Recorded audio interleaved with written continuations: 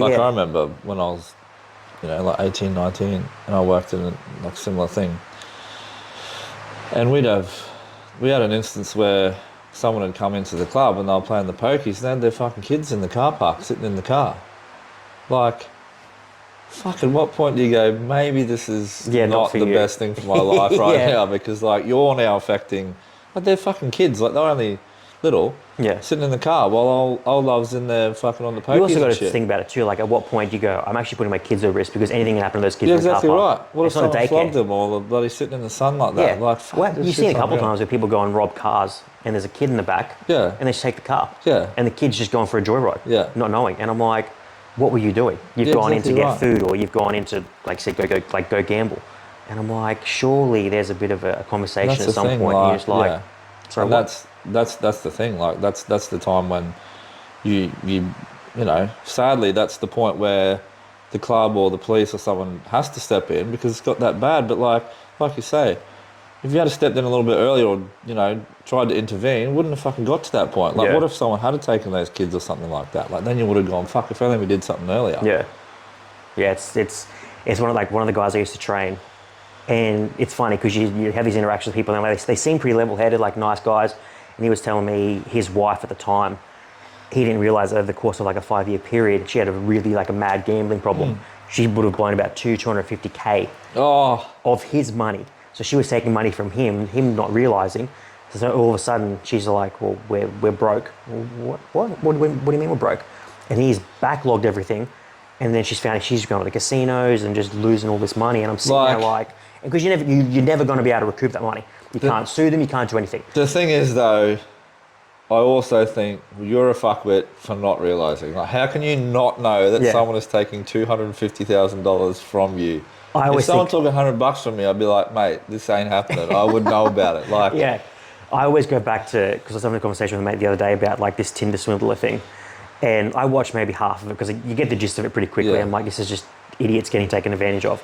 And it's like, at what point do you go, all right, like you said, like $100, but these women are giving him like tens of thousands, Yeah. 100,000 based off, oh, I really like you, all this kind of stuff. And I'm like, I wouldn't give $1,000 away, No, let fuck alone 10, 50, 100, Yeah. based off someone I may have met once. And I'm like, part of me was almost like intrigued because I wanted to know how he's done it. Because I'm sitting there like, what do you say? What do you do?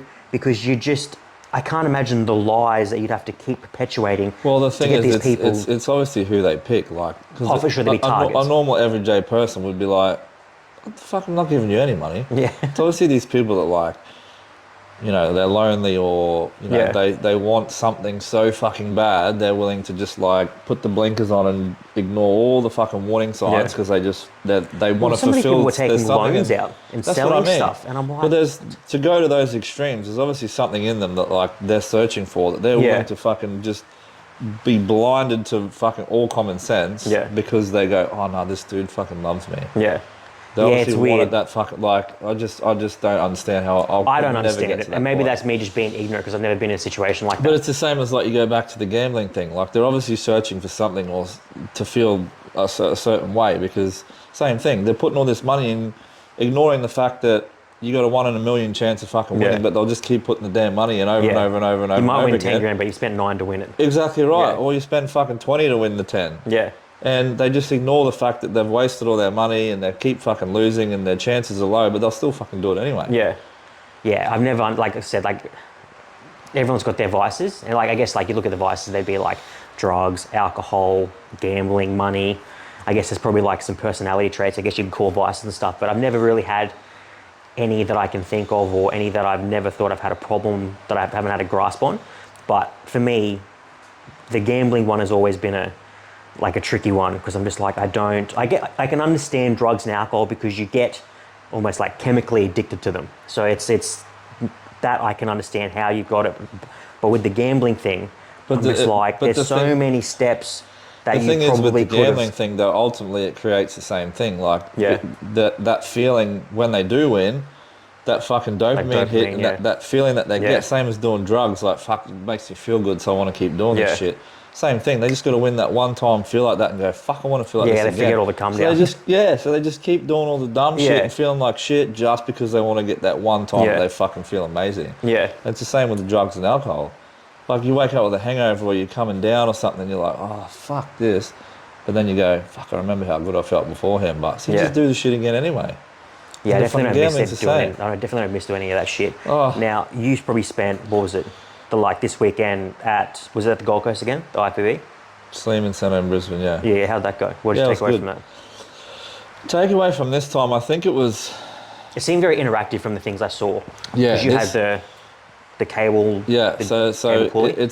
I think it's more, it's one of those things where it was a little bit of validation that all the things that we're doing with In the right B-Strap direction. are in the right direction. Yep. So last time it was like, we set up out the back and it took us ages to do, and we're trying to find things that work, and then we set our booth up and like people coming past.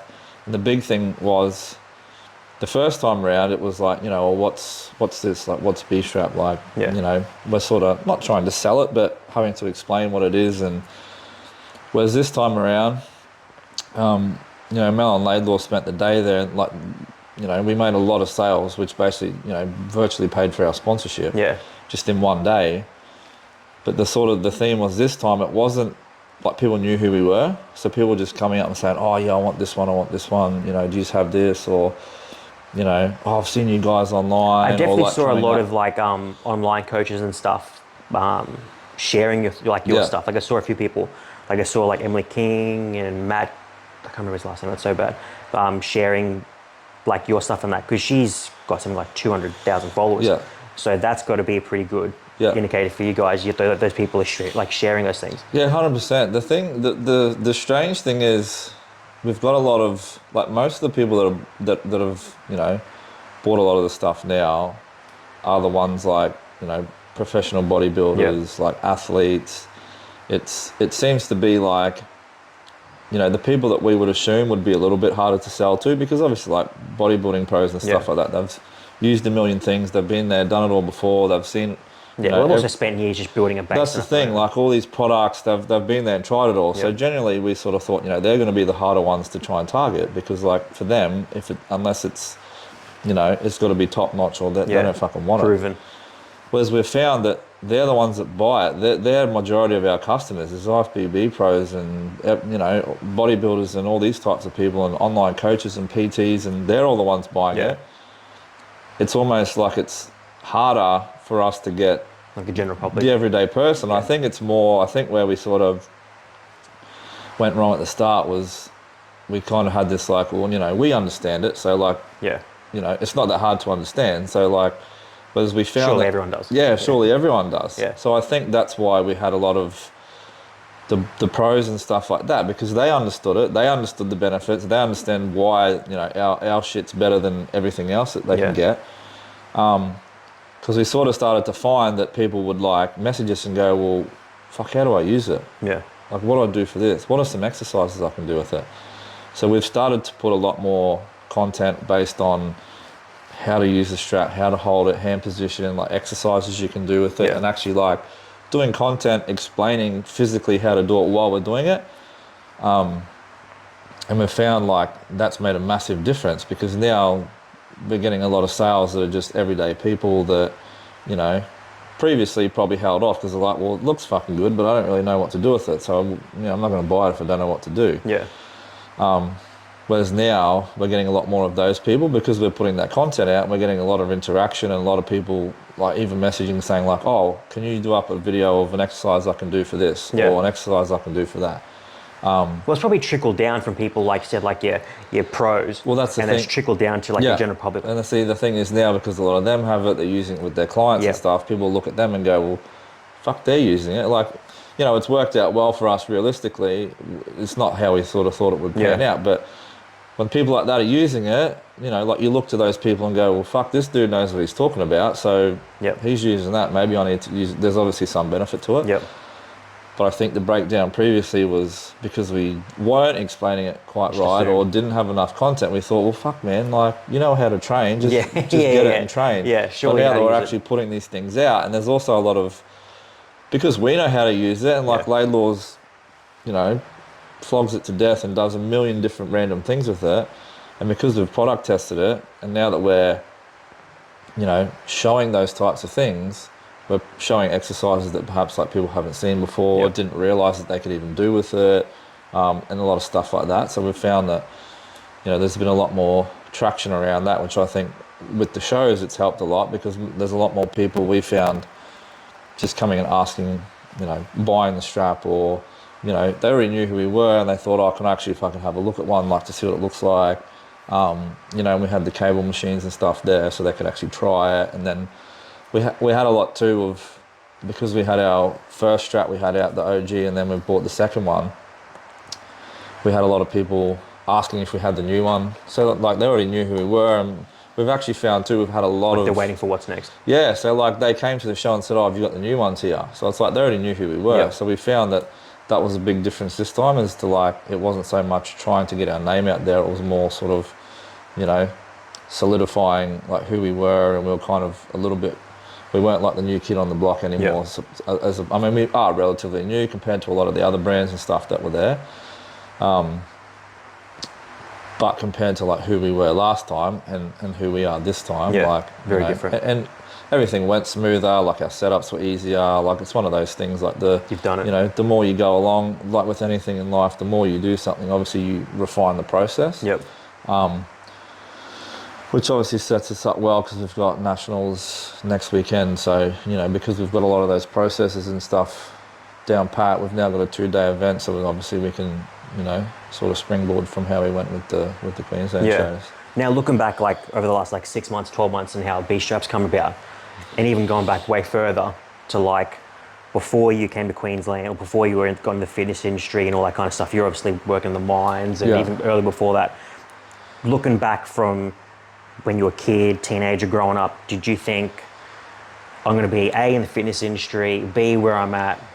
Did you have any sort of inkling, or was it? Because you then to now are two completely different people. Yeah, 100%. I think it's one of those, like I always liked fitness because I always played sport. Yeah. And then when I finished school, like I enrolled to do sports science at uni, and then found drugs and alcohol and girls and fucking having fun and all the rest of it, and said, oh fuck, I'm not going to do that shit. Yeah. And you know, I always like wanted to do it, but I think it's one of those things, like you say, because I was a very different person back then. My whole thing was like, you know, a lot of like personal demons and shit that I was dealing with, and you know, going out and having a good time and all that shit, sort of like, Yeah. you know, just masked it a little bit. Yeah. So you know, I just kept, it got to that point where like, on, you know, going after your dreams and doing this and doing that, oh, you know, that's for other people. And, Yeah, you know, or it can wait. yeah, 100%. Yeah. And because I got to the mines, it's one of those things. I've seen a few quotes and stuff where they talk about, you know, a lot of people don't ever do anything. If people are comfortable, that's the worst spot they can be Yeah. in, because they never Never need go to, after never want to. anything. Yeah. When shit gets real fucking bad, that's when you go, fuck, I need to do something. And then you go after what you really want. When Yeah. you're comfortable and you kind of, it's not that bad, you just fucking stay there. Yeah. That's the thing though, because it is that bad. Yeah, 100%. You just got your head in the sand. Because, like, I was at the mines, and I fucking hated it. It's toxic. Like, it's like, yeah, okay. Yeah, literally. It served a purpose, and Yeah. like I earned good money and all the rest of it. But like, just a shit lifestyle, shit environment. Everyone's negative. Like, Yeah. no one likes being there. And like, I always had that feeling that like, you know, fuck, I'm just not meant to fucking be here. Yeah. Like, I'm not meant to fucking be doing this. Like, I know there's more that I need to be doing, but because, you know, I bought a house in Mackay and had a missus at the time and all the rest of it, it's just easier to fucking keep doing what I'm doing. Yeah, make a bag, get out. And then, you know, I was going out and doing all the rest of it, and my job funded all the fun things that I used to do and whatever else. I kind of just fucking got stuck. And then it wasn't until, like, I didn't move to Brisbane and start, you know, doing all the fitness stuff till I was 30. Like, I always trained and stuff like that. So it wasn't until I was 30. So it was one of those, like, the older I get, I kind of went, fuck, like, I'm getting, the older I get, the harder it's going to be. So, like, I need to fucking do something now. And, you know, I'd kind of wasn't living in my house, and I didn't split with my missus and all this fucking rest of it. And, you know, I moved to Brisbane when I was probably 23, and just went out, fucking had fun, didn't really look for a job, kind of pissed it up the wall, and then said, oh, fuck it, I'll just go back to the mines because it's easier. Yeah. But then when I hit that point where I got to 30 and I was like, fuck man, like, you know, you get to that point I think where it all comes down to purpose, like especially for males. Like it's all about purpose. So before I had no purpose. So it was living for the weekend and getting to go out and hanging out with the boys and doing stupid shit and, you know, all the rest of it. Whereas, you know, once I sort of grew out of that and like I didn't want to do this, I stopped doing all that shit and didn't want to do that anymore, and I was more into the gym and, you know, all that sort of stuff. And then it kind of, once I started to realise like and find that purpose and get that motivation to really go after what I wanted, it sort of coincided with the fact that I was sort of getting to 30 and I was like, well, fuck, I haven't really done shit. Like, you know, like I had, you know, a decent job and I was earning decent money and I owned my own house and had a new car and all the fucking rest of it. But I'm like, you know, got to 30 and I'm like, I haven't done shit really. Like, I've got to do something. Exactly right. And the thing is, if I'm going to spend this time, this work and whatever else doing, you know, working this hard, doing something I hate, imagine if I did something I actually fucking liked. So, you know, once I moved to Brisbane, that was the thing too. Being in Mackay and being from there, like that was kind of my safety net. Like I lived there, you know, my whole life. I knew everyone. I could go anywhere and know somebody. You know, if I needed this, I knew someone that could do it for me. If I, you know, so it's easy. All my friends are there, family's there, all the rest of it. So the thing for me too was like getting away from that comfort zone. So, you know, like we said before, when you're comfortable, that's the shittest place you can be, because you're never gonna, like, it's not bad, but it's not that good. You're never gonna you're never gonna try and get out of it. So then when I moved to Brisbane to start PT, I had one friend who's the dude I moved in with, didn't know a single fucking person. So it was a new gym, I'd never trained there, didn't know anyone there, had no clients. Basically, I think I had $6,000 or something in the bank. Moved down here, didn't know a single person, no job, no fucking income coming in. I had that tiny little bit of savings to get me through, started PT, and it was like, well, fuck, this is it. It's like sink or swim. Yeah. So, and I think that's that thing of where, you know, you see a lot of PTs and they'll have a normal job, then they'll start PT, and then they go, oh, once I get to this point, I'm going to stop my job. But they never fucking stop it. Yeah. Because they're comfortable. They just go, oh, you know, I can get this, I can do my normal job, get money, and then do a bit of PT, get good money. Whereas for me, I just went sink or swim. So it's like, I fucking make this work, or I got fucking nothing, basically. I fail. Like, I've got to fucking turn to something else. I've got to move home. And my thing was like, I'm not fucking failing. So, you know, fast forward 7 years, I've done more in 7 years, gone from this point to this point, you know, achieved more in that time in 7 years than what I did the previous fucking 30 years that I was fucking alive. So, you know, starting at zero, getting to this point now, like, you know, PT manager at 2 gyms, got a good business. I've PT'd for 7 years. I've got B-strap, like I've got no debt. I own my car, like all these types of things. So I've done more in that short amount of time than I did in the previous 30. So it's one of those things where, you know, I think that's why it's important that people do have that purpose, because I mean, look what you achieve in way less time when you do have that purpose. Because getting up early and fucking, you know, when you're tired and you couldn't be fucked doing it and all the rest of it, when you know, like, I'm doing this for this reason, you fucking get after it. Yeah. Was it always like that though? Because like there was a period of time, like I can even put myself in that example too, like when we were both younger, we probably enjoyed going out probably a little bit too much. Was there a point for you, obviously when you were living in Mackay, where it was like, all right, this is getting a bit out of hand? Did you always have a, you know, even though it's a grip on it, like a loose grip on it, was there anything to be like, all right, this is getting out of control, or this has happened, at what point I need to get away from this place? No, it wasn't really one event. Like, it got to that point, like, you know, there was a period where, you know, me and Dave were sort of, like, we'd be going out 5 nights a week. Yeah. So it's, you know, Monday, Tuesday, because everything's shut. Wednesday, you'd have something on, and Thursday's this night, then Friday's this night, and then, you know, shit on the weekend, then you go for a Sunday session before you know it, back to work Monday. 2 days, feel like shit, I'm feel good again by Wednesday, and then boom, fucking back you go again. I think it's more, like I said, you get to that.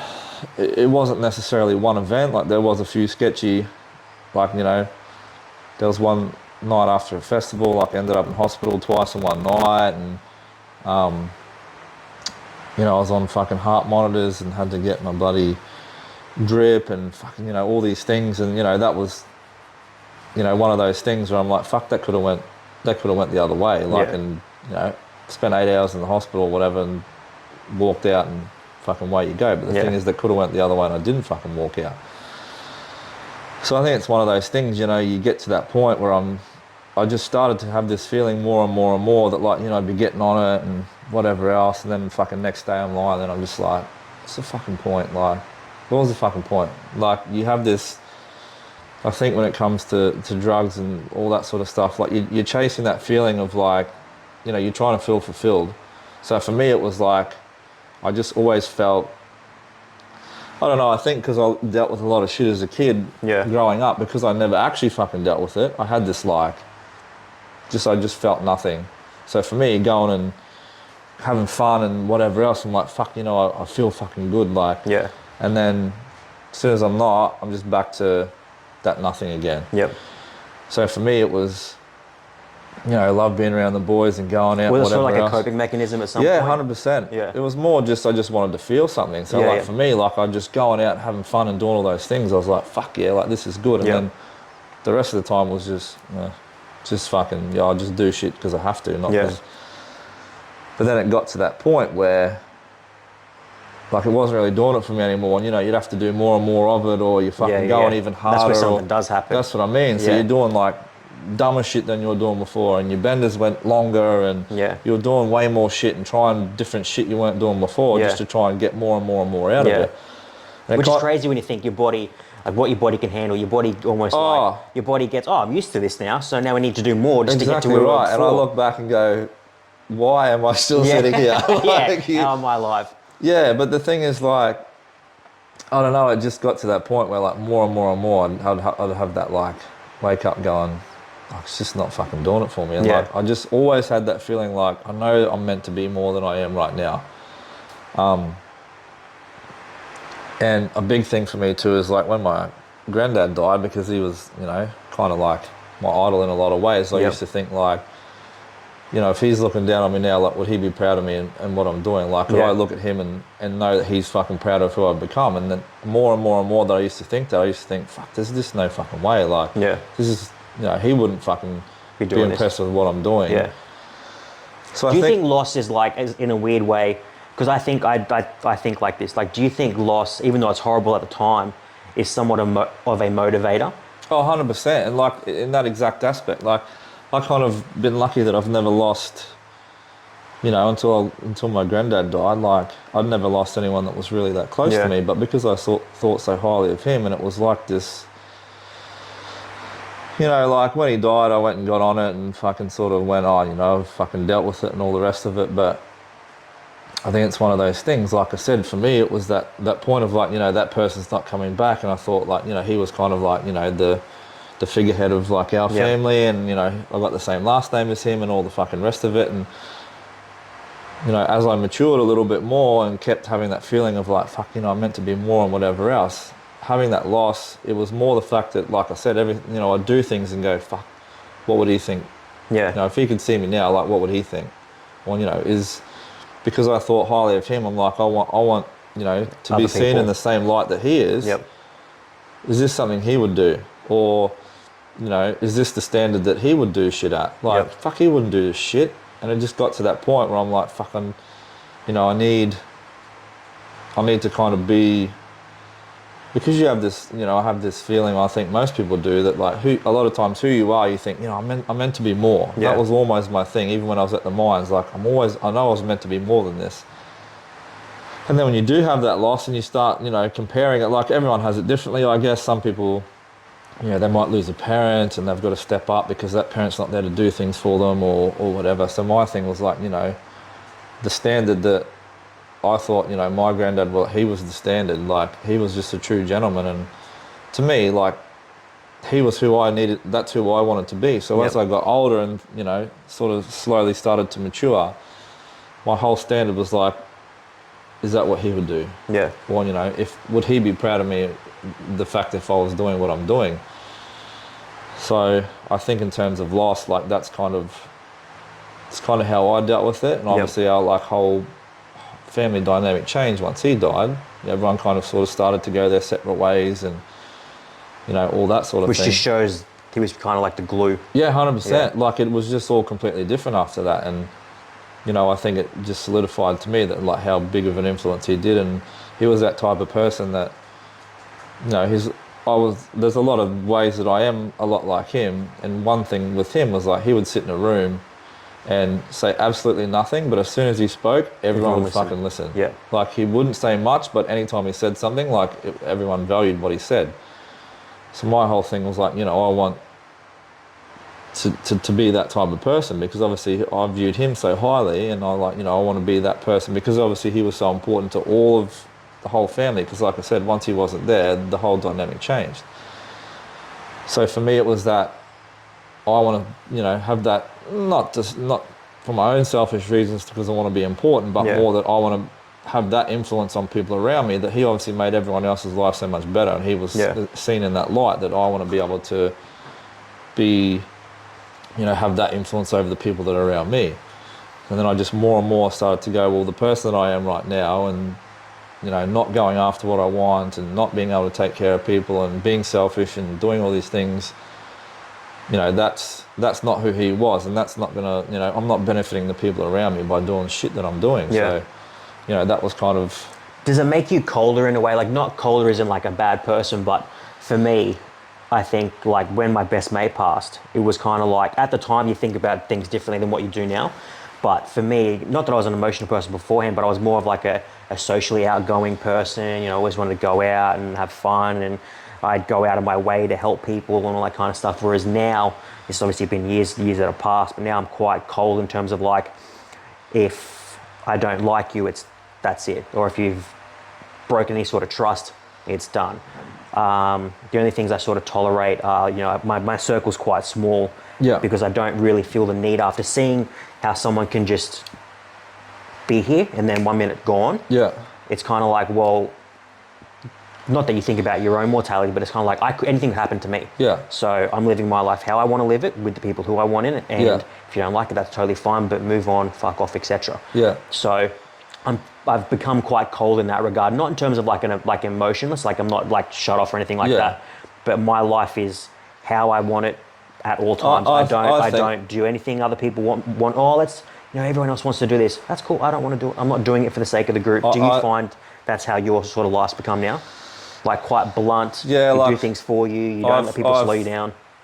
I've kind of always been like that, but that's just my personality. That, like, I'm like very introverted, and like I worry about my own shit. Like, my circle's small. Like Dave, I've been mates with him since I was 14. Yeah.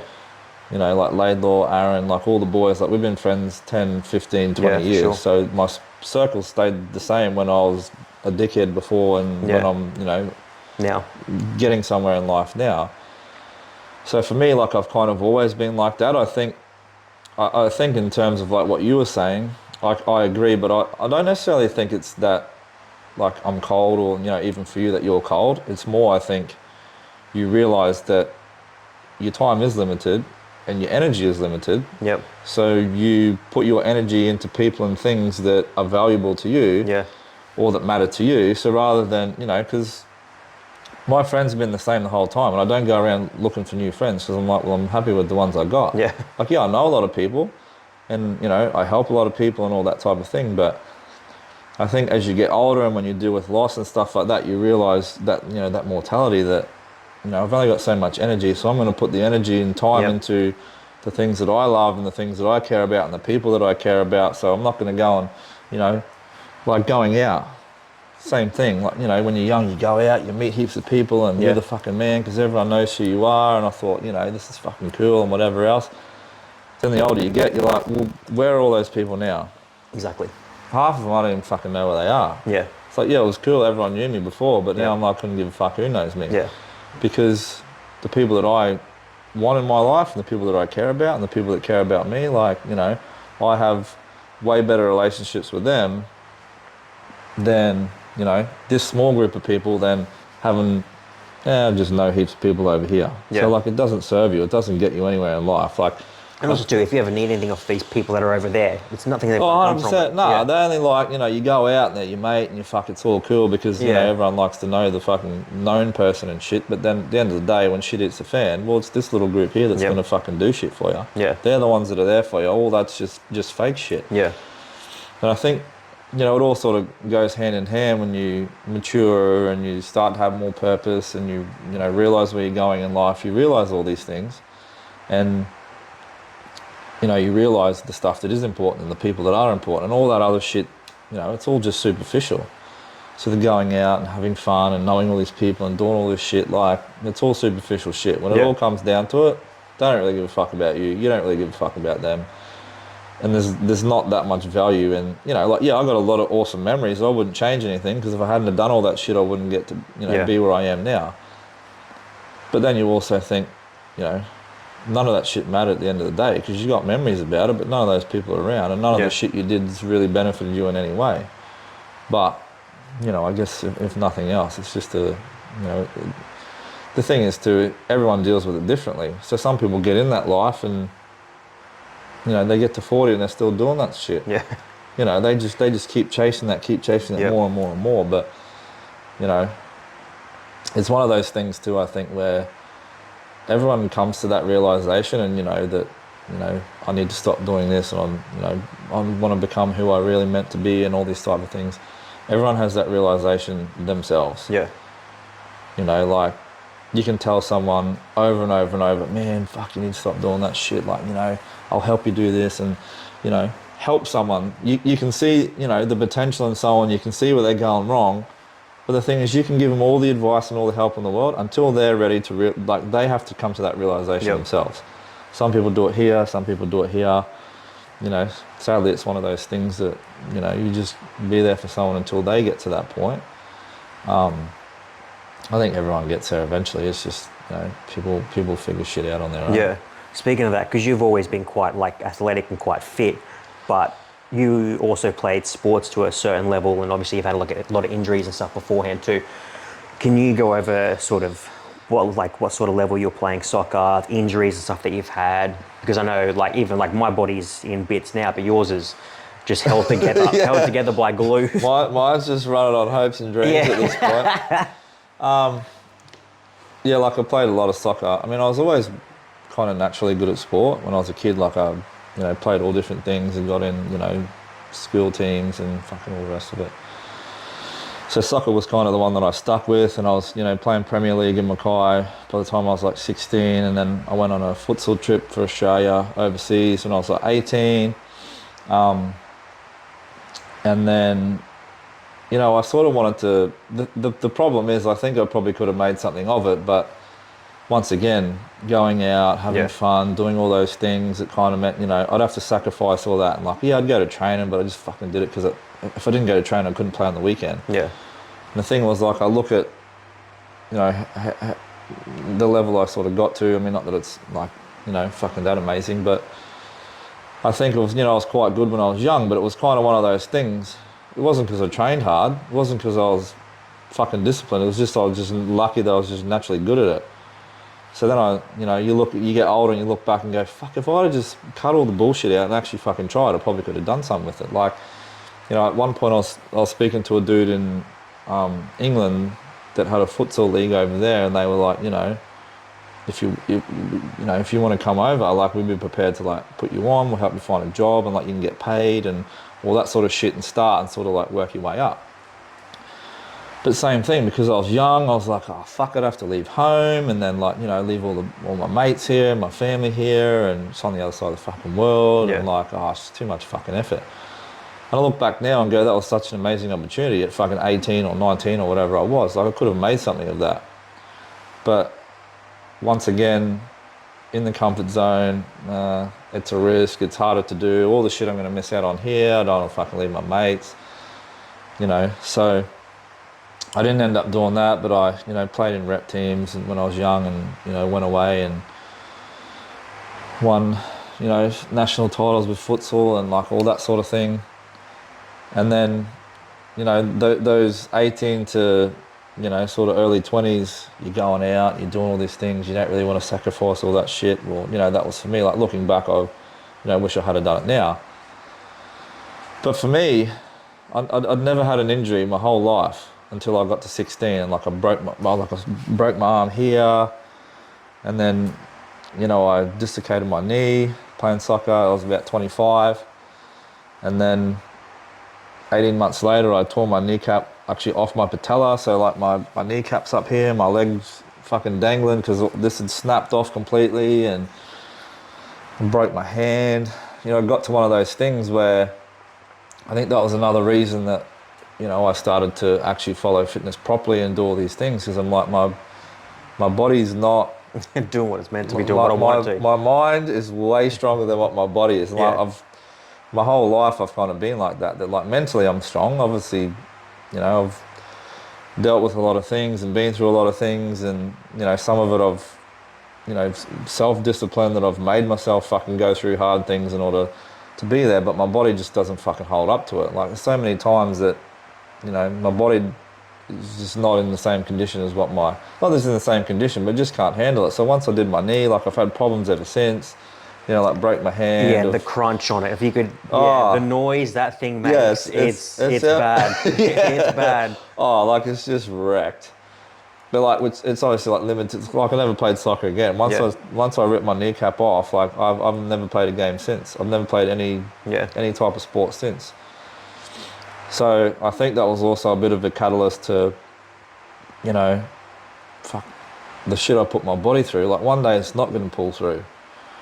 So then I started to focus on, you know, the gym and fitness a bit more, trying to strengthen up the area, you know, make my body stronger. And I was obviously quite skinny back then, and so I tried to obviously like bulk up a bit, get more muscle and do things properly. And then I started trying to look after my body a bit more. Like it was a process before I got... You've always struggled to like put on size, like especially like when we worked together, because I remember we were working together, you were doing like 1,000-calorie shakes, just like anything. Still doing it now. Yeah, anything, and you were losing weight too. Yeah. I remember you were getting so pissed off with it because you'd buy these like 1,000-calorie cookies, you'd blend them, you'd put the 1,000 calories in like a 1,000-calorie shake, and it just wouldn't happen. Yeah. What are the things you've tried? What works? What doesn't work? Is there a point where you just go, okay, even though I really want this now, is it just going to be like a long slog?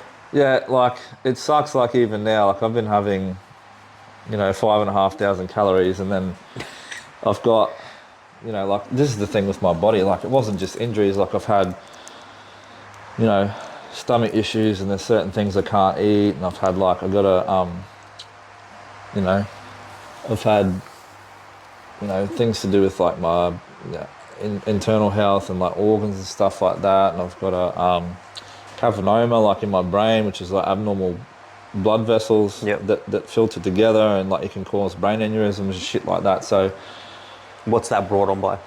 So it's just one of those things where just sometimes people have it. So I was getting tested for, like I was having some like testosterone issues and stuff like that. And, you know, they tested me for cancer, and they tested me for this, and they thought I might have a tumor in my brain. So I had a brain scan. Yeah. That's what you want to hear. Well, I came in just to see what's going on with the nuts. Issues, and the chick goes, "Oh, you probably got a brain tumor." I'm like, because they tested my bloods and did all these things, and like there's nothing there. Yeah. She said, "Oh, you probably got a brain tumor." I'm like, could we have gone with that last? Like, that's the first thing. So they did. That's all I care about now. They did a scan for that and found that I've got a cavernoma, which is like in the front of mine, and it's basically abnormal blood vessels, and they like it can cause thinning in your blood and brain aneurysms and all this sort of shit. And that's how they found it. So it's one of those things, like as time's gone on, I've just had like health problem after health problem after health problem, and it kind of coincided with, you know, me wanting to fucking sort my shit out. And I kind of realised, like, you know, you only got one body, and if I'm not taking care of it, and I'm, you know, going out all the time and doing all the dumb shit I used to do and the shit I put in my body, like obviously it didn't help. Like it's sort of having, you know, part of that could be why I've had the problem sort of since. Yeah. But in terms of, you know, like I'm having 5,500 calories now, and because of like there's certain things I can't eat, and I've been trying these, you know, I was having 5,500 calories, and I was having 2,000 calorie shakes, and one of them I was putting some fruit in and stuff, and it wasn't like Yeah. my body didn't like it. So for the last like 2 weeks, I've cut back to probably 4,000. Like I've lost 2 kilos in 2 weeks, by eating 4,000 calories. So like for me, it's being a small dude and being like naturally skinny. Like I'm 96, 97 now. But like back in the day before I started doing gym, I was like 70 kilos. So I was 70 kilos at the same fucking height that I am now, pretty much. Yeah. Yeah, so it's one of those things where obviously your diet and stuff like that comes into it, but you know, it's one of those things like I, you know, tried like oral steroids. I was probably like 26, I think. And same thing, but you're young and I was fucking dumb and, you know. Was it more of like a curiosity thing? Yeah, like I always Yeah. said, like, oh, you know, doing gears fucking cheating and fucking people shouldn't do that and blah, blah, Yeah. blah. And then got to that point where I'm like, well, fuck, I'm doing these, eating all this shit and I'm trying all these things and fuck, it's not really doing anything. And I thought, I'll just do some oral ones for like 4 weeks and like just help me like put a bit of weight on and like sort of catch me up a bit and then I'll be right. But I wasn't like, you know, because oral steroids like are so fucking toxic to your body and like I was still going out, I was still drinking. I wasn't like taking anything to assist. Liver and kidneys are just copping a battery. Yeah, and I wasn't taking anything to try and, you know, assist in the process and make it easier. Well, you wouldn't have even known about it. Nah, like I didn't give a fuck. I just bought it and thing was, it's a 4-week course, Anadrol 4-week course, and I got like 3 weeks in and my fucking kidneys were aching, my fucking back and you hurt. think those short courses, you think about most cycles, they're 10, 12, 16 plus weeks. Because the stuff you're taking, it needs to be on a smaller doses for a longer period of time. You get these 4-week courses. It's you basically cramming an entire bodybuilder cycle into a month. So your body's just copping a battery. I remember, so I got just over 3 weeks in, and I'm like my body, my kidneys were just, I couldn't even fucking, like I was just hurting all the fucking time. I'm like, fuck, I can't do this. And I remember one day I put it into, it was disgusting, so I put it in a Red Bull tin. I remember one day... Just sipping on it. One day, no, I just put it in and just fucking scull it. So I put it in the Red Bull tin, and I remember looking at the top, and it hits the Red Bull, and it starts like swirling around and fucking doing all this shit. And I'm like, fuck, is that really a good idea? I'm putting this shit in my body. Like, if it's doing that in the can. I'm not sure that's a fucking good thing to be doing. And then... Just black. Yeah, and then that kind of put me off. Like, I didn't fucking said, oh, fuck this, I'm not doing any of that shit. And it probably wasn't until... You know, I got sort of closer to 30 and, you know, I realised that, you know, my testosterone naturally was quite low and I've kind of always had issues with it and I had a few blood tests and stuff and I'm like, this is fuck, like, you know, I'm already naturally skinny and obviously like that was having an effect on it and all these things I'm doing kind of wasn't working and I'm like, fuck, I'm running behind the 8 ball. You know, so I tried a, you know, injectable course at that point and, you know, it's one of those things where the common misconception, and that was the thing, like I did it and thought, oh, yeah, this will help me and whatever else, and then I kind of finished it and came off, and then, you know, a couple months later, I'm like, well, I kind of did a little bit, but I didn't fucking get that much out of it. I'm like, this shit's fucking waste of time. But it's one of those things, I then obviously realised that the common misconception is like someone like gets big, oh, it's because he's on fucking gear. The gear doesn't do it for you. Yeah. The You also couldn't look at you and be like, obviously there are like certain compounds that you can look at someone and you can tell that they're on certain compounds. Like you look at me and I was like, I'd done a course and like, it didn't look any fucking different. Yeah. So I'm kind of like, you know, I felt good while I was on it, but then once I'm not, I'm like, I just look the same. Yeah. Like, I mean, even while I was on it, I didn't even, like, no one could tell because I didn't even fucking get that big. I mean, obviously, like when you're doing, you know, intravenous, like straight to muscle, that's obviously far better than taking orals because you're bypassing your whole digestive system. They're terrible. It just fucks up your body. Yeah. Like, it's no good for your organs and shit like that. And like you say, it's normally a shorter course, so it's such a high dosage that you're doing. But yeah, the common, you know, it's one of those things I then realised, because I always thought the same thing, oh, he's just fucking big because he's doing gear, but like, the gear doesn't do the fucking work. It helps you. If anything, like, you have to train harder. You're almost forced to. You've got to do it properly. Because your body is performing at a higher level, it's recovering way faster, so you're not getting as sore, demanding like more. you're stronger. To actually get something out of it, you've just got to fucking send it. Yeah. Like, you got to fucking eat way better, you've got to train way harder, you got to train more, you can recover quicker. Like, unless you're doing all the things properly, it isn't going to do shit for you. And there's also too, you have this misconception that you need to do, you know, 3, 4, 5, 6 compounds to get anywhere. I know, like, speaking like personally, like any stuff that I've run, I've only ever run like 2 compounds compounds max. And that was just, I remember, we were working the same gym together, and it was like, we talked about it for a while. And my reason for wanting to do it is like, I've never, the idea of competing just doesn't, it's never really something I've interested in, but it was more of a curiosity thing. I'm like, I just want to see like what 6 months on this sort of looks like. And then, we were all talking about it. I'm like, I'm kind of just going to wait to see you guys do it. And then, if you turn into dickheads, then I'm just not going to touch it. If anything bad happens, if you die, I'm not going to touch it. But I was just like, fuck. There's no personality changes really. Like obviously there's certain compounds that you'll have that with. But myself, just running like a fairly low test of, like fairly low dose of test, and then running Clen. Obviously cleanse your oral, and that's obviously not ideal, but when you're doing your test and you're running it straight to like intravenous to muscle, and the results you'll see, I remember talking to you about it, I saw results and felt results within the first week. Yeah. And I think you like, for someone who, like you said, you've always had sort of like a low test, for me, I think you can have these people who are like hyper responders to stuff. Yeah. And for me, I remember within the first week, I just felt and physically could see and feel my body, getting bigger, stronger. And like I said, there's this demand for more. So it's more food and not shit. Yeah. Like you can do that, but you'll see the effect on your body. It's just body fat and you just get puffy. And then it's disgusting, water retention and stuff.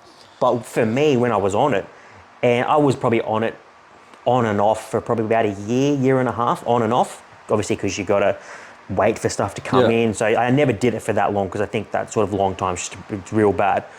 But obviously you're sitting here now, you're looking at the pros when you're doing it, you just like felt like my body, I've never really been like injury prone. Obviously now my body's just in bits. Yeah. But at the time, your strength is just ridiculous. You feel like a legit, like a weapon, like a superhero. You literally, for me, I probably saw in the first 3-4 weeks, I was adding 20, 30 kilos to bench. My squats went up. I was squatting damn near 200. Deadlifts were over 200. And I just felt, you couldn't look at me and tell that I was on it. But for me, I'm just like, and doing such a relatively low dose, I was doing what? 0.4, 0.5, I'd say twice a week. Yeah. And that for me was, I find I don't feel like doing these mass doses, like that for me sort of was like the number for me, like the perfect point. And psychologically, there was no different for me. I was in a relationship at the time. Sex drive was like ridiculously high. I've always been quite a hairy person, so like there was no hair loss. There was no real negative side effects. The coming off was the bad one, because at the time, this is just before COVID, I was on, and obviously when the world shut down, you're obviously not gonna be able to get your gear in. So my test was fucking through the roof. And then obviously, normally if you're on something like that, you'd obviously, like any drug realistically, you'd go on it and then you've got to wean yourself off it and then come off completely. Yeah. Even if drug addicts, you go to a clinic or something like that, they're going to try and wean you off and put you on something lower and then get you off completely. With what I was on, my test is through the roof, and then all of a sudden I've just, what the fuck? Yeah. And my test has just dropped. Yeah. So for that 2-year period when we're all sort of locked inside, my body's just fucking going to shit. Yeah. Like my joints are aching, my sex drive's just, it's always been like relatively high, like without talking silly, but it's just the mentally don't want to do it. Mentally, you're on like a permanent come down. Yeah. And it's no fun. Obviously, that's the whole point of it, because to anything good, there's got to be a bad. It can't all just be good. But the thing is, like you say, it's, if you have cycle assist and PCT and all the stuff, if you do all that properly, it minimizes all that process. But and I think this is where, once upon a time it wasn't really that common. Yeah. I found the same thing. Like I did that one, it didn't really do anything. It wasn't until I was really after 30 that I even tried it again. And obviously it depends on the compounds, but I found like it wasn't that beneficial to me, in the sense that because I'm, I don't know, people would say highly strung, but like I've got a bad temper. Yeah. Like, I'm good now, but at the time, like I couldn't control it that much. Yeah. And then I did, I can't even remember what I was doing, but I decided, I'll do it properly this time. I'll do it properly. So I did it, but then like my fucking that. Yeah. The fucking leaf blows past and fucking touches my leg, I'd fucking get the shits. Yeah. And, I'd just get angry real easy, and because I was like, I'd felt real strong and shit. Like I just fucking and you know I come off and I was like, and at the time I was like, oh, it's not even affecting me. Like yeah. but people Everyone else around you's like, people what are you around me talking could about? see that it was, and I'm like, Yeah, oh, yeah. it's not even that. Like fucking, but you know, fucking people just pissed me off. But then you know, by the time I sort of come off again, I was like, fuck, I was fucking losing my mind. So you know, I kind of haven't had that many like good experiences on it. Like obviously when I did it that time, I did it properly and whatever else, and Yep. saw more benefit and whatever else. But you know, I've found the older I get, the more I'm like, you know, it's the risk versus reward. Like For sure, yeah. to do that, Yeah. like you know, is it worth? There's only so many times you can come on and come like Well, that's go the on thing. and Is it come worth off. doing all that shit and going through all that to then Yep. come off? You know, but I think the thing is now there's a lot of. The other thing for me, because I had low tests and I, you know, did it and whatever else, it was obviously to try and, you know, because my test levels are so low, even when I did do a course, like it only brought it to sort of normal levels Baseline anyway. anyway, yep. So, but for me, I was like, fuck, I feel good. Like Yeah. this is what Yeah, this being is normal. this is what I'm meant to feel like Yeah. normally, but I just feel like shit all the fucking time because like I was always tired, like Yeah. you know, just shit like that. And once I got the bloods done and realised, you know, I had low tests for so long, once I had it just sort of went to normal levels. But I was like, fuck, I feel good. This is Yeah. what I'm meant to feel like. But I think the problem with, you know, it's so much more common now that like, you know, I didn't really do it properly till I was, you know, late 20s, nearly 30, and then obviously when after 30 and I moved to Brisbane, whatever, that's when I did it and actually ate properly Yeah. and did all the right things. But I think one of the issues, you know, with gear and all that now is it's so fucking common and so many dudes do it. But like there's dudes that are like 18 Yeah. years old that are fucking Yeah, doing that's it. a problem, yeah. Like, yeah. you know. Your body realistically hasn't even fully Well, developed that's the yet. thing. That's the thing. I was like, you know, got to that point where I was training and I'd trained for years and I Yep. hadn't fucking done it and done the hard slog and, you know, played sport and, you know, sort of grown up a bit. And then I sort of started to do it because obviously like I was realising it was, you know, my levels and stuff were low and I started to look into it properly and whatever else. But, you know, young blokes now, they're just fucking 18 years old, their body's not even developed, they just go straight to that before they even train. They'll Yep. just start training on it and then it's not till they come off and realise, fuck, this shit's actually hard work. Yeah. And the thing is like they need to let their... Well, you can just see just from a strength basis, like what I was doing when I was on versus what I'm off.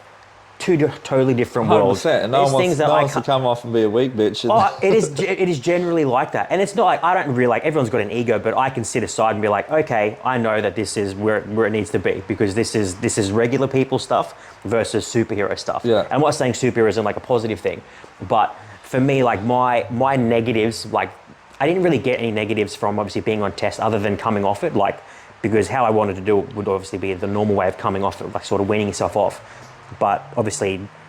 When the world shut down, you're just being like, well, your test is going to basically shit itself, Yeah. and then you just got to hope it comes back to, Well, yeah, to that's normal, which it exactly did, right. thank fuck. But my negatives were more so being on Clen. So obviously that's an oral. And I remember, you know, you start off on 0.1 and then you do that for a certain period of time, then you go to 0.2 and then you just sort of, again, like you're doing anything, oh, I need to do more. I'm seeing like you need to do more. And then I was doing one meal a day for a week or, 5 days, and then you try and balance that out. And because it's basically straight oral and straight down to your system, it would start kicking in within 5-10 minutes. yeah. So it was basically like a pre-workout. Getting the shakes and... Oh, the hand, like my hands, like, because I'm so, like, I don't know, like my tolerance for caffeine is just so, like, I can have a smell of a coffee and I'm like See, rattled. that's where we're obviously very different. Yeah, Like, your intake. Mine's the opposite. Yeah. Like I can have so much shit and I'm like, this doesn't even fucking do anything. Yeah. Like even when I was, you know, used to get on it and stuff all the time and party and whatever else, like it would always take way longer for me for Yeah. kick in, or I'd always have to do more to get the same result. Like I remember when we there's had, just so many, like it's always been like that with everything. Like Yeah. same thing, like, you know, drink coffee, doesn't really fucking do anything. I Yep. can have like 3 Red Bulls and fucking feel like Yeah. normal. So for me, it's the opposite. Like some people respond super well. Like I've seen dudes, they're actually cousins back in the day, and they both did the exact same course. One put on 8 kilos, one put on nothing.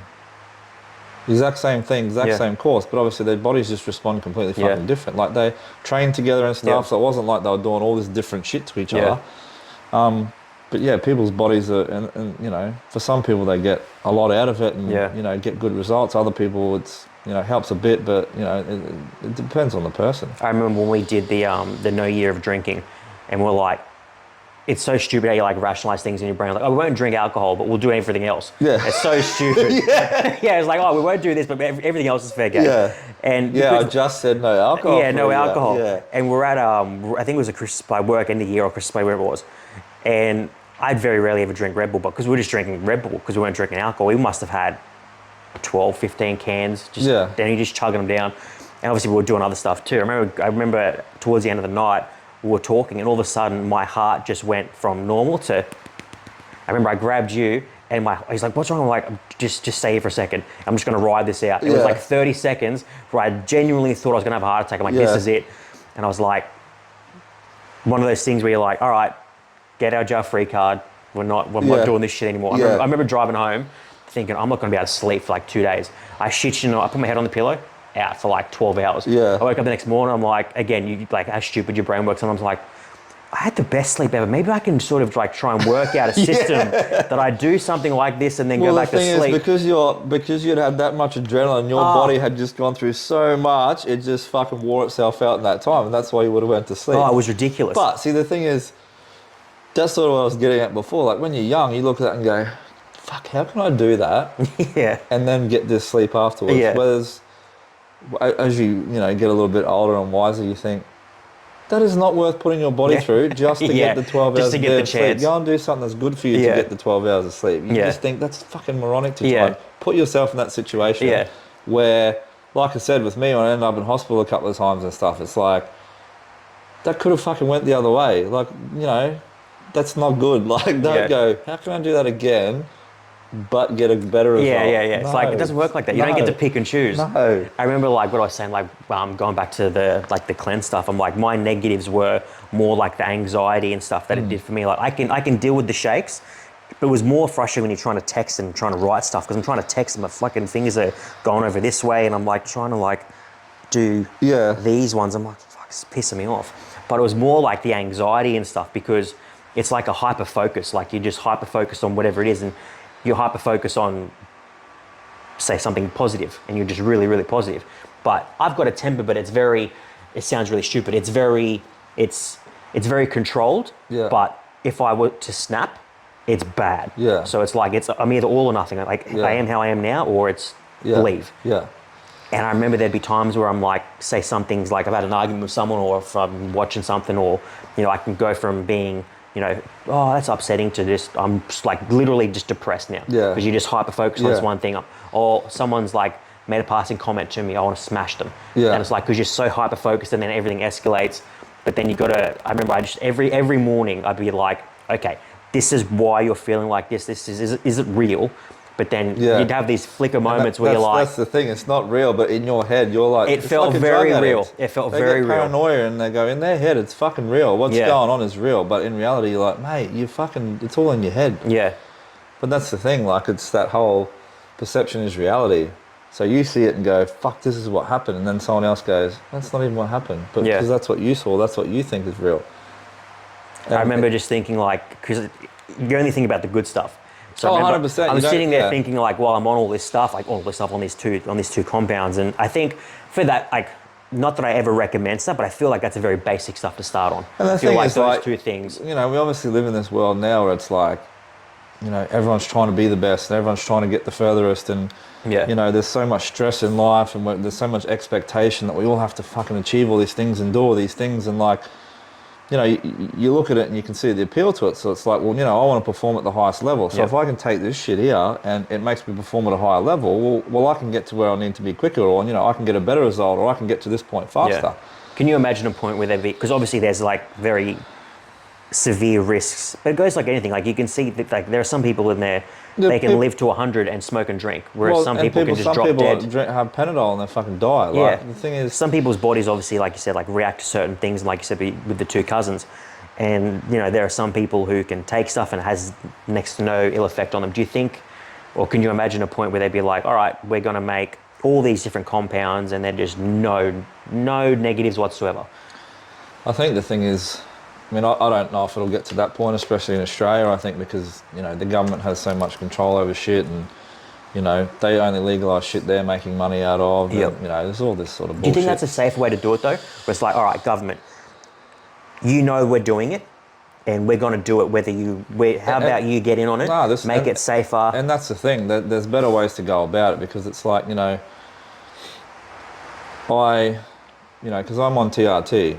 So because obviously once I did all those courses and, you know, those few times or whatever, I went to a doctor properly and got it properly tested and whatever. Now, do you have to go to the doctor? Yeah, so Yeah. it's that this is the thing, like this is where I think, you know, the government, look, you look at COVID, they're giving out fucking vaccines that aren't tested and kids are Yeah. fucking dying and people are having heart attacks and all this shit.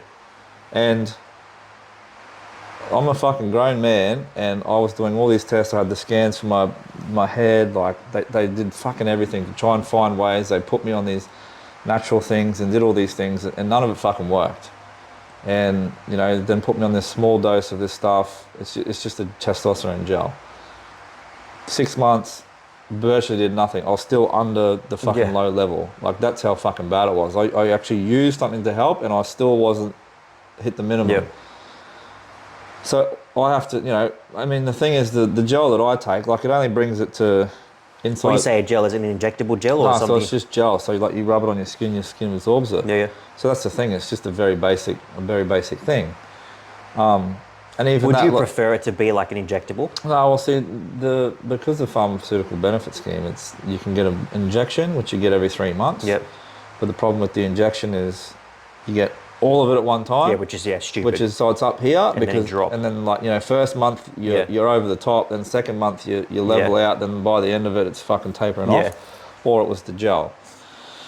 So it's just I gel. don't understand how that's worked because like, why?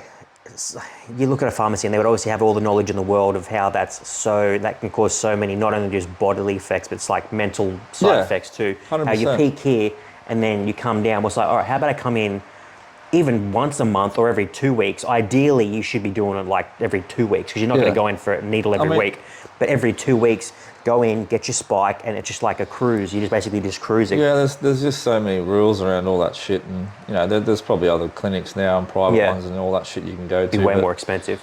Yeah, but you know, so the gel basically absorbs it, but the thing is, you got to put the gel on every day. Yep. And you know, I get tested every 6 months to see if it's still normal. And the thing is, like, I'm inside the normal range, but it's not like it's top end of normal. Like I'm taking at the bottom. That's what I mean. It's inside the normal, but it's at the lower end still. So like I'm taking the normal range is like so I'm this. physically taking gel to help me, and there's still dudes.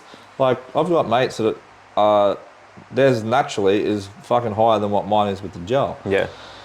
So I think it's one of those things where I think the government or governments, you know, there needs to be more, because you look at like so dudes like me, or you know, dudes that have done gear their whole life, and then as they get older want to get off it or something like that. Like a lot of times their systems are shot. Yep.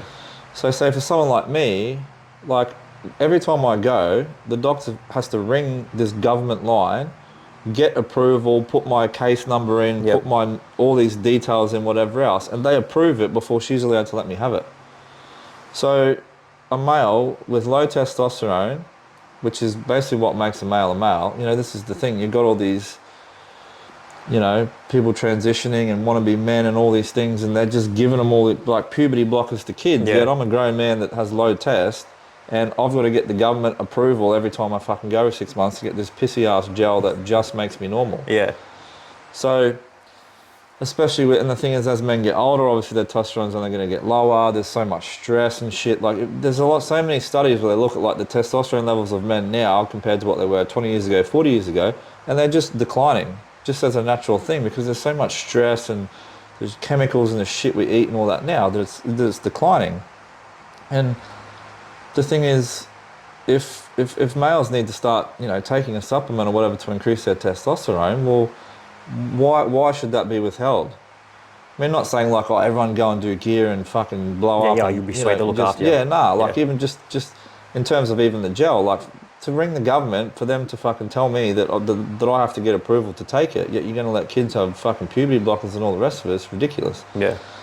So I think it's definitely something that long term would have to be looked at, because, you know, as you know, men are important to society, and there's you know, there's so many things that, you know, men do primarily that women don't do, and all these types of things, and fight wars and all the rest of it. Like, you look at China, like they give testosterone and DNA enhancers and all this shit to their soldiers to make them more masculine. So Russia and China and stuff, they're physically making their soldiers more masculine. Well, you look at things like during the Nazis and stuff, they would give them like speed, meth, so they wouldn't sleep, and they'd just be going 24/7. They're giving them stuff to make them more masculine because it's good for society. Yet Western culture, oh, fuck men, or men are this, or, you know, toxic masculinity, it's the dumbest thing in the fucking world. Yeah. So I think, you know, not necessarily say, oh, legalise steroids, but there needs to be a system in place where there's so many issues where men get to a certain point, middle age, and their testosterone is dropping. And a lot of times, like for me, like, you know, okay, yeah, I've got the gel, but there's instances where they go, oh, you know, that's just part of getting old, like, you just got to fucking deal with it. You know, the thing is, like, if that was a female and, you know, they were having problems, oh, let's do this, let's do this. There's all this stuff in the world. Yet for men, we're like, oh, well, fuck, that's your problem. Like, go and fucking deal with it. So I don't necessarily think they need to legalise steroids, but, you know, there needs to be better systems in place that as men get older and stuff like that, and their testosterone drops, because the thing is, it's not until you've experienced that you realise, like, how important it is. Like you say, when you come down, you know, when I did those couple of courses, whatever, and same thing afterwards, like, no sex drive, like, you get real tired and you're fatigued. And, like, just from your own mental health. You've got no motivation, and, like, you couldn't be fucked, and you couldn't be bothered with anything, and, like... And it's dangerous too, because... That's no way to be, and, like, that's what I mean. As males get older, you look at, like, you know, I read this study thing the other day that when men get in relationships and live with a female, and when men have kids, naturally their testosterone drops, because their risk-taking and the things they would go and do, that drops because they need to realise that, you know, I can't do risky things for other people to worry about. So as males get older, and, you know, that's why you see, like, older dudes, and, you know, all of a sudden they don't really, like, go and do the shit they used to, and, you know, they sort of get a bit docile and they just watch TV, and, like, you know, there's no reason. There's things nowadays where we don't need to do that. There's no point in going, oh, you're just fucking old, you know, just wither away and, you know, stop being a man and go and do all that. I mean, I'm not saying don't do it for women, like, same thing for them. If there's things that can help them be more, you know, be more vital as they get older in life, well, there's no reason why they shouldn't have access to it. Like, obviously, it needs to be done by a doctor and controlled, and only use it if you need to, and all those types of things. Like, it definitely needs to be regulated so that everybody's not just running around taking the shit. But how ironic is it that we want to pump testosterone into 3-year-old girls that want to say they're a boy, yet a grown-ass man, oh, no, go fuck yourself. Like, you can't have it. Like, it doesn't make any sense. Yeah, I think for me, like, hindsight's 2020, and, like, I'm not very much if I had my time over, I would do things differently, because I wouldn't do it, you know. But for me, I think obviously, because I didn't come off the way I wanted to, I would have been obviously come off it for a period of time. But then maybe looking at it now, I'm like, well, if obviously COVID didn't happen, would I have even come off? Because I'm like, well, I'm feeling so good for so long. Do I just prolong that feeling, and then because you get to a point where, all right, if I'm on it for 5 or 10 years, and then really fuck my body. So you're like, you kind of get a get out of jail free card based off a shitty experience. And well, you do, and that's like what we said before with you losing the $2,000. Like, you look at it and go, fuck, I lost $2,000, but in hindsight, like, that could have saved you so much money, because you ain't going to do that shit again. Same as the gear. You look at it and go, fuck, I don't want to feel like this again, so I'm not going to do it anymore. I think we're wrong. I definitely, as dumb as it sounds, you miss the feeling. Oh, 100%. And you could literally do whatever you wanted. That's the other danger too, is, you know, like a drug addict. Like, there's so many dudes that, you know, jump on, and 5 years later they haven't come off it. They're still going. Obviously, the issue with that is, like, even for me, to do the gel that I'm doing, like, it's kind of like the doctor's like, well, you have to do something, like, because you just, how you are now will only get worse as you get older, because, you know, I'm only 37. I would just be like, well, if that's the case, then am I going to be getting an increased dosage as I get older? Well, the thing is, like, I think that's why I get every 6 months I have to go and get a blood test, and they look at it and go, okay, well, your lower here will increase it or decrease it. It will increase or whatever. That's why I had started off with the small one and then went to the other one. That's the first time I've ever heard of a gel. I've always known it to be. Yeah, well, I didn't even know it was a thing either. So, as much as I hate needles with a passion, I would. But this is the thing. Like, once again, that's just another thing that I've had wrong with my body that's like something I'm now having to deal with. But Yeah. the thing is like, you know, in order just to feel fucking normal like everyone else, if I've got to rub some gel on me every day, like I'm going to do it. But Yeah. the thing Would is, you rather the gel as opposed to like a straight to muscle like needle, like pin? well, the thing is, if I could just like pin one, and that's the thing. So many dudes, and this is the other thing, so many dudes get older and doctors won't let them have it that they just go and self-medicate. Yeah. So this is why there needs to be some sort of like reform around it, because heaps of dudes, you know, get to close to 40, and all the rest of it, and doctors don't want to give it out and tell them on, you know, you're just old, oh, go and eat healthy, and this Yeah, is yeah. what they told me for, oh, just go and eat healthy. I already eat healthy, I exercise, it's literally my fucking job, and I've done all that shit. It doesn't work. Like I'm still this. I'm Yeah, still I've the come here fucking for a same. reason. You know, like 12 is the minimum normal, and mine was like 8 or 9, and Yeah. that was after doing the shit they gave me. Like, so, you know, it's one of those things where the other side to the coin is like, you know, it's all well and good to, yeah, let's go and do tests and all the rest of it, but like, even for me to do the gel, they said because my, you know, testosterone and all those problems, if I ever wanted to have kids, I'd have to come off the gel for X amount of time Yep. and just hope that I got to a point where I was able to. So that's the thing too. A lot of times you see dudes doing all this gear and stuff like that, and you know, it affects their ability to have kids Well, and all the I'm rest funny of you it. say that. There's a guy that we both worked with. He's a good guy too, but he was just pumping. Like he was one of those guys who was just taking 5, 6 different compounds. I remember one. This is obviously before COVID. We were working together, and we're having a conversation. He started going hypo mid conversation. So he's like rummaging around his bag. Goes grabs his insulin needle. Like whilst we're talking, he's just like. Yeah. And I'm like sitting there thinking, Jesus Christ. So fast forward a few years, and he was on a bunch of different compounds, and he's in a relationship at the time, still is.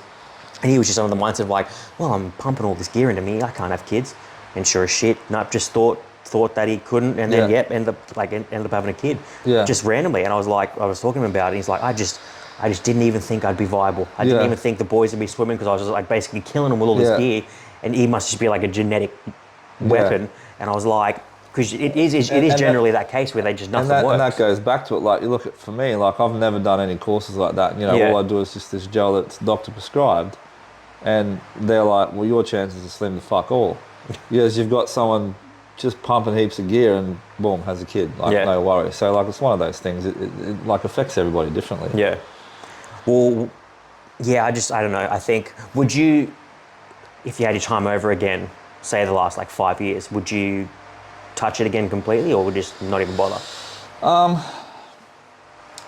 The thing is, I think for me, obviously having, you know, going through all the tests and all that type of stuff, I think all I would do differently is probably do that sooner to obviously realise that, you know, Get on top of it. yeah, there is an issue and like there's obviously ways around it and whatever else. And the thing is, like, the doctor prescribed isn't to make me a fucking, you know, world's strongest man or anything like that. Yeah.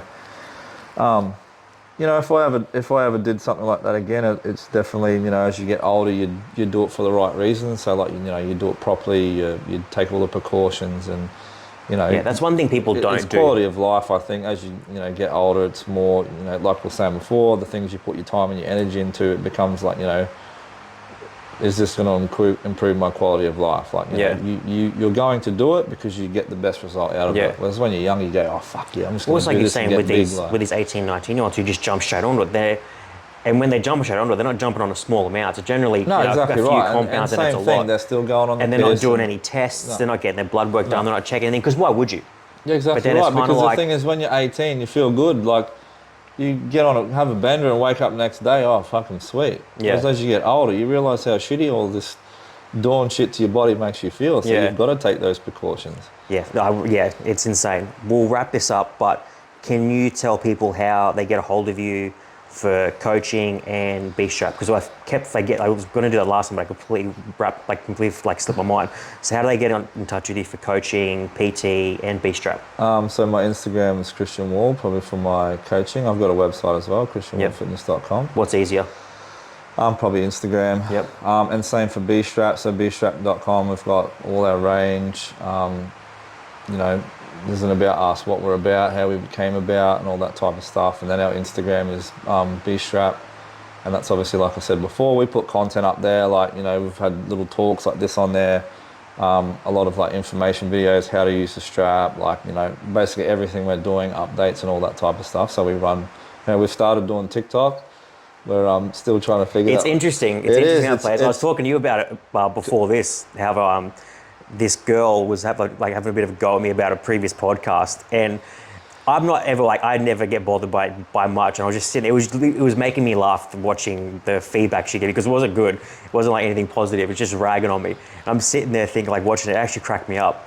But it was like, I can see how it can become like a bit of a toxic place. Oh, 100%. And I was just like, there was no like negativity from my end. I was just watching this chick just shit on me.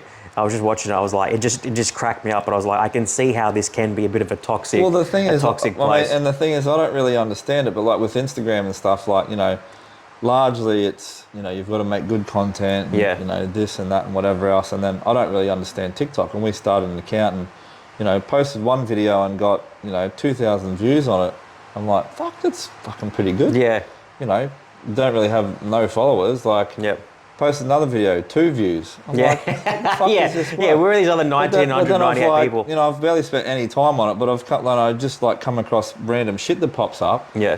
And it's like the dumbest thing you've ever seen that makes no fucking sense. Yeah. And goes for like 5 seconds and it'll have like millions of views. Yeah. But then there's actual good content there and fucking no one's watching it. Yeah. Like, it's funny. How do they find you on there? I think our TikTok's bstrap.com or bstrap as well.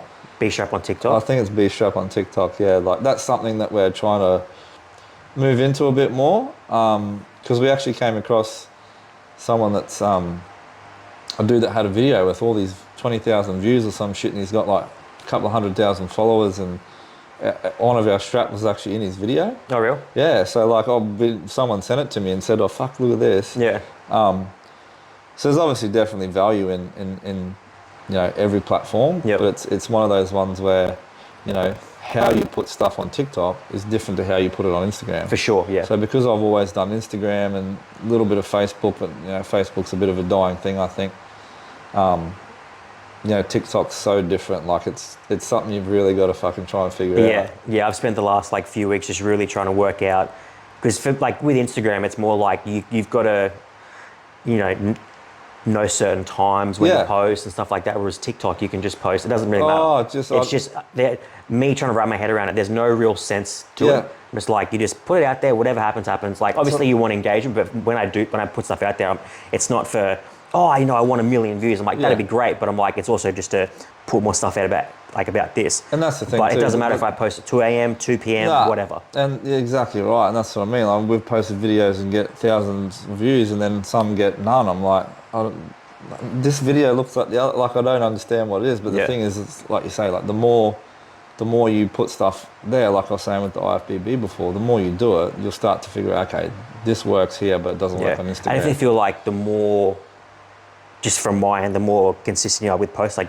the more you upload, the more engagement you get back. Like I think when I first started, I was putting like one thing out a week, and then you start putting 2, 3, and you're like, okay, there's more putting out there. And like that momentum. I don't know whether like the algorithm that's the posts thing, you more they've than what got you post. algorithms and all that shit. You need to try and figure, you need to understand how those algorithms work as to what to post when, how you need to do it, and all that stuff, obviously, to get the most out of it. Now, can people buy B-straps from your TikTok, or is it just more promotion? It's just more for promotion, same as our Instagram. Like we've got a link to our website on the TikTok and link to our website on Instagram. So they're more just like